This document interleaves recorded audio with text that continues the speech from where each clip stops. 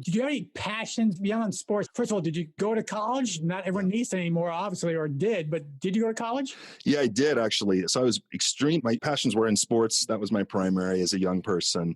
I did go to college. I played a little bit of basketball at a small college and ran track and field at the university there. I was a sprinter. So I still got a 20-year-old record in my high school. So my passion was first sports, and then it became the human body. And actually, before I got into marketing, was actually a licensed physical therapist. So I went on and got a master's degree in physical therapy, went into practice for a number of years, started studying other stuff and fell out of love with the idea of working for somebody else or trading my time for money and that whole kind of thing. And started looking at other ways of generating income. And really what I wanted more than anything was freedom. I've always been a freedom nut. Like I want to be able to do what I want, when I want, with who I want. The spoiled kid that has his cake and eats it too, or whatever the saying is. Okay, so here we go. We have a young man who had passion about sports, played sports in college. I did as well, which we talked about in prior Massimo shows. You came up with this body-focused, fitness, physical therapy focused individual.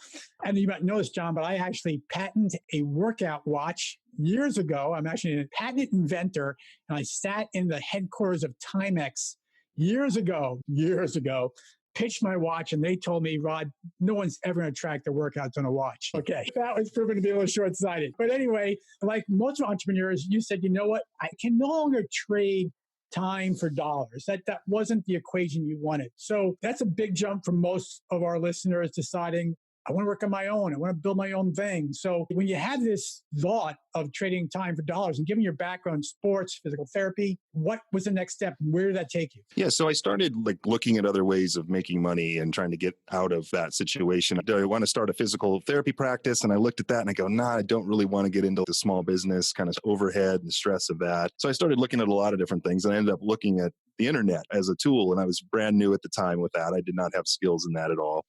But I loved physical therapy, and I thought, look, I'm going to start putting out my knowledge in that arena. So I was actually one of the first physical therapists, maybe a handful of us at the time, to start publishing video content on this fairly new website called YouTube back then.